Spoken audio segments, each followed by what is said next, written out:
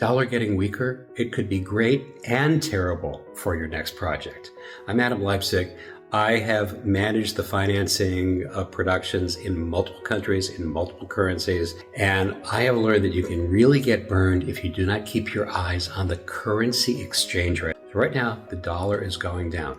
One of Trump's policies overtly has been to really depress the value of the dollar against other currencies. Since the beginning of the year, the dollar has gone down about 10% against other currencies as a basket, but it's gone down maybe 18% against the euro. I think that the euro maybe a year ago was trading almost at parity to the dollar, like 1 euro equaled a dollar. Now it's about $1 is about 1.18 euros. So it's much more expensive to buy things in Europe. And I do a certain amount of work in Europe. In fact, I'm about to start a project in Europe, and I'm thinking about how do I hedge my currencies so if the dollar keeps going down, I don't have to keep reducing the budget of the movie, so I can't shoot as many days or something like that. But here's how it's good for us. For the creative industries like movies, where we're collecting already about 75% of our income stream coming from out of the United States. That's good because when all of those euros and other currencies and yen and pesos, etc., are coming in, they are actually worth more when they're converted into dollars. So what we're going to see next year, probably this year and also next year, is that the studios are going to get more money. The amount of money that they get from international releases is going to be much higher. So that's great. It might be 10, 15, 20% higher. They'll be really happy about that. But here's how it doesn't work.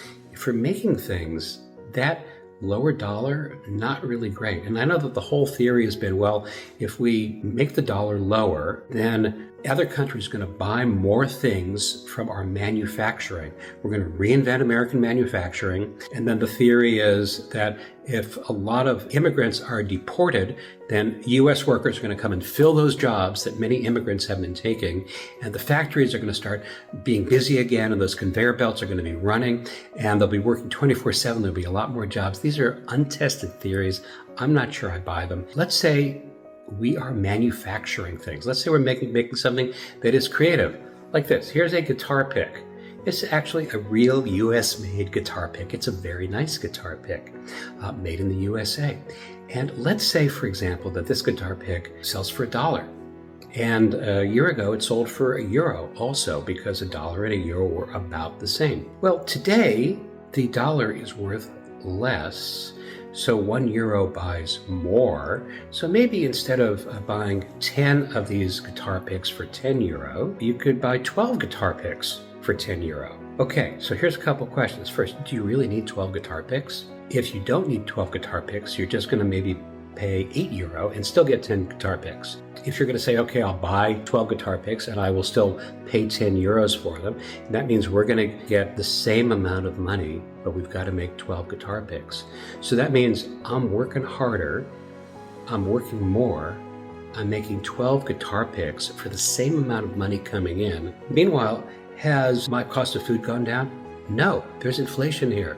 Has my cost of rent gone down? No. Has my cost of gas gone down?